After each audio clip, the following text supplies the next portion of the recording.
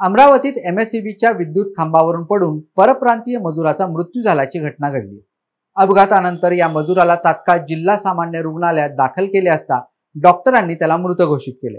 या मजुराच्या मृतदेहाचा पोस्टमार्टम करण्यास ठेकेदाराने विरोध केल्याने सामाजिक संघटना संतप्त झाल्या होत्या। अशातच ठेकेदाराने माध्यमांच्या प्रतिनिधींशी बाचाबाची केल्याने रुग्णालय परिसरात काही काळ तणावाचे वातावरण निर्माण झाले होते। सामाजिक संघटनांच्या प्रतिनिधींनी मजुरांच्या बाबतीत होत असलेल्या अन्यायाबाबत यावेळी संतप्त प्रतिक्रिया देत ठेकेदाराविरुद्ध मनुष्यवधाचा गुन्हा दाखल करण्याची मागणी केली। अर्जुन युवते बिरसा क्रांतीचा विभागीय अध्यक्ष आज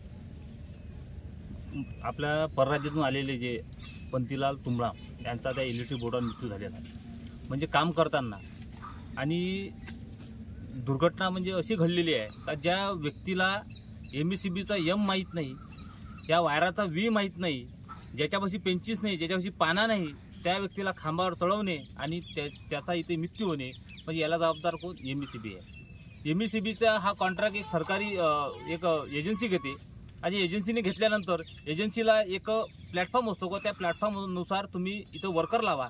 त्यांच्याकडे ज्ञान असलं पाहिजे, ज्यांच्याकडे वायर ओढण्याचं ज्ञान असलं पाहिजे, खांब्यावर चढण्याचं ज्ञान असलं पाहिजे, लाईट चालू आहे की बंद आहे याचं सुद्धा नॉलेज असलं पाहिजे, पण असं होताना दिसत नाही।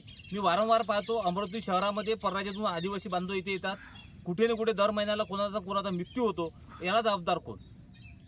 आज आम्ही इरून दवाखान्यामध्ये राजेशभाऊ वानखडे असतील, आनंद आपले गुड्डूभाऊ इंगळे असतील, पवन चांदेकर असतील, सर्वांनी मिळून आम्ही त्यांना न्याय देण्याचा प्रयत्न करत आहोत। आणि माझी प्रशासनाला आणि कलेक्टर साहेबांना एक विनंती आहे आणि कामगार आयुक्तांना सुद्धा विनंती आहे का परराज्यातून जो आदिवासी बांधव इथं कामासाठी येतो, कोणाच्या ठेकेदाराजवळ येतो, कोणाच्या एखाद्या एजन्सीकडे येतो, 200 रुपये 300 रुपये त्याला काम दिले जाते आणि त्याला नॉलेज काहीच नसते।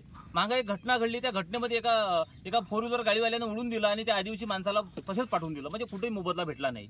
म्हणजे आदिवासीला इथे रोजगाराच्या उपलब्धतेसाठी बोलावायचं आणि मजदूर म्हणून राबवायचं आणि त्याची हत्या करायची, असा हा प्रचंड प्रमाणे इथं हा व्याप्त दिसून येतो या एजन्सी लोकांचा। त्यामुळे ही जे कोणती एंटरप्राइजेस कंपनी असेल रचित, याच्यावर कारवाई झाली पाहिजे, हे ब्लॅकलिस्टमध्ये गेली पाहिजे।